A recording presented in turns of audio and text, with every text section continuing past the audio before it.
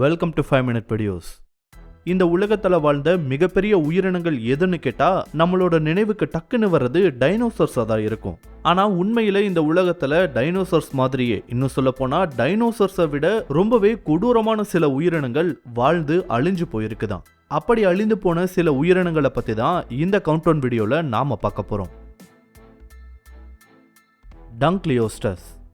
நிலப்பகுதியில் எப்படி பல்வேறு கொடூரமான உயிரினங்கள் இந்த பூமியில வாழ்ந்திருக்கோ அதே மாதிரி கடல் பகுதியிலையும் பல்வேறு கொடூரமான உயிரினங்கள் வாழ்ந்திருக்கு.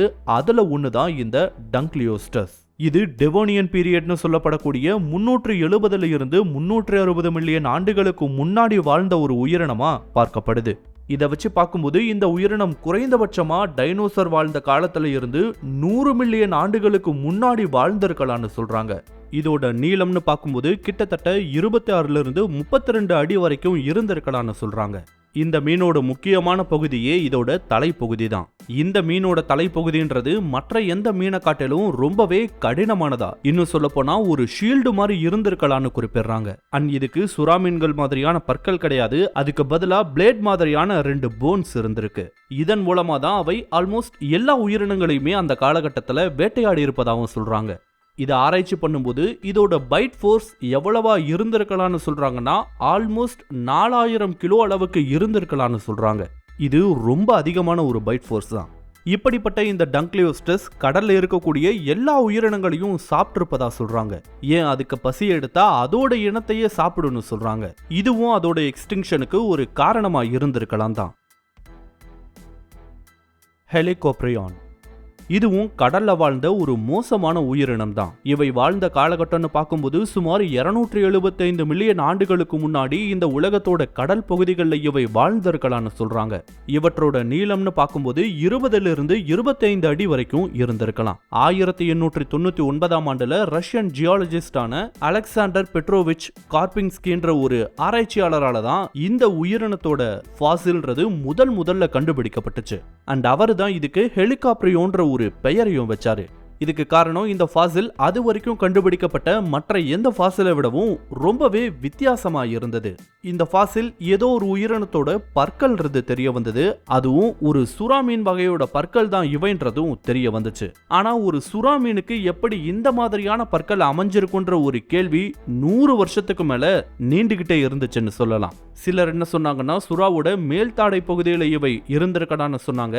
சிலர் கீழ்த்தாடை பகுதியில இருந்திருக்கலாம்னு சொல்றாங்க.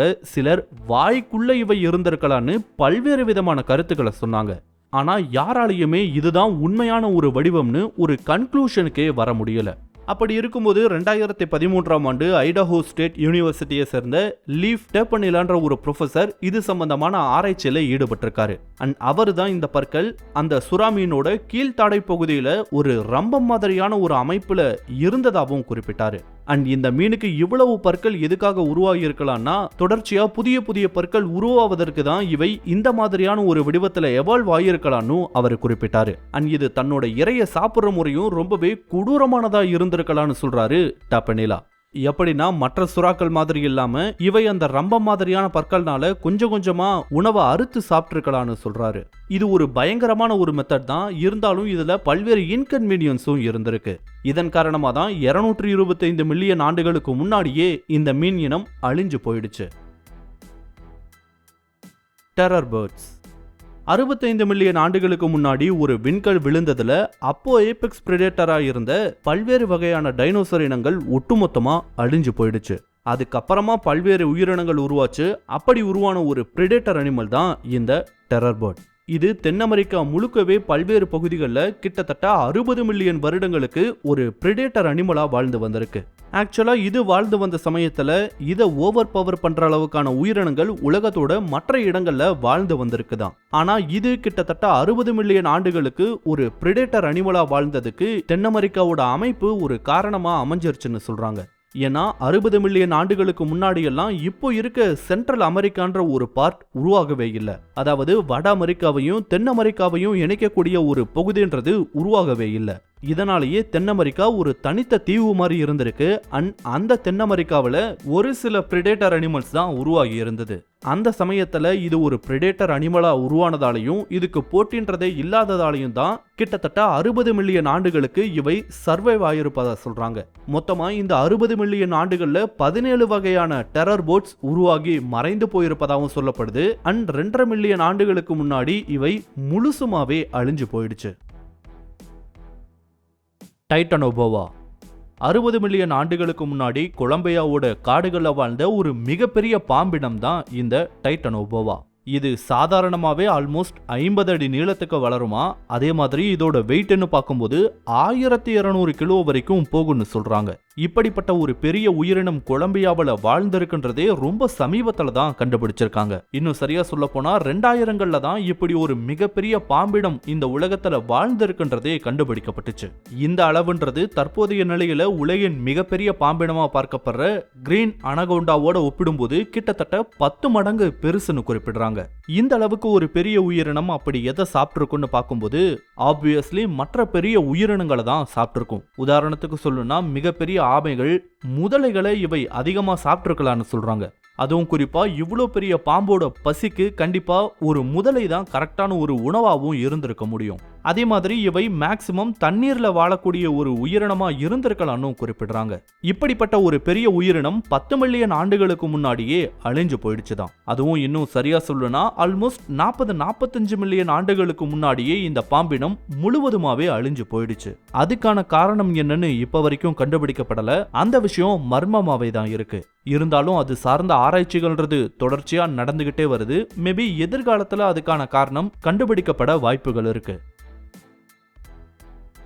ஹலோசிஜெனியா உலகம் முழுக்க இதுவரைக்கும் நடந்த பல்வேறு ஆர்கியாலஜிக்கல் எக்ஸ்பெடிஷன்ஸ்ல இதுவரைக்கும் பல்வேறு விதமான உயிரினங்களோட ஃபாசில்ஸை கண்டுபிடிச்சிருக்காங்க. அப்படி கண்டுபிடிக்கப்பட்ட ஃபாசில்ஸ்ல சில வினோதமான உயிரினங்களோட ஃபாசில்ஸும் அடக்கும். அப்படிப்பட்ட ஒரு வினோதமான உயிரினம் தான் இந்த ஹலோசிஜெனியா.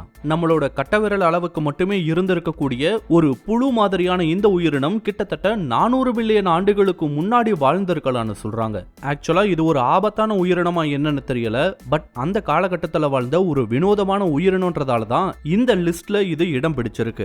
இதோட தோற்றத்தை பார்த்தாவே அதுக்கான காரணத்தை நம்மளால புரிஞ்சுக்க முடியும். இதோட மேல் பகுதி பூரா முள்ளா நீட்டிக்கிட்டு அண்ட் கீழ்பகுதி சின்ன சின்ன கால்களோட பார்க்கவே ஒரு ஏலியன் கிரியேச்சர் மாதிரி இருந்திருக்கு இந்த ஹலோசிஜெனியா.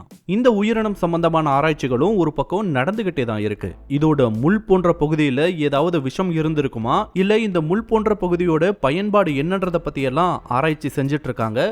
பட் அதுக்கான விடை கிடைக்குமோ என்னமோ தெரியல. சோ இவைதான் டைனோசரை தவிர்த்து இந்த உலகத்துல வாழ்ந்த சில மிகப்பெரிய அதே சமயத்துல ஆபத்தான உயிரினங்களா பார்க்கப்படுபவை. கடைசியா நம்ம பார்த்த ஹலோசிஜெனியாவை தவிர. இந்த வீடியோ உங்களுக்கு பிடிச்சிருந்தா லைக் பண்ணுங்க, கமெண்ட் பண்ணுங்க, ஷேர் பண்ணுங்க. இதே மாதிரியான புதிய வீடியோக்களை பார்க்க மறக்காம 5 Minute Videos சேனலுக்கு சப்ஸ்கிரைப் பண்ணுங்க. அண்ட் மறக்காம நோட்டிபிகேஷன் பெல் ஐகானையும் கிளிக் பண்ணி விடுங்க. தேங்க்யூ.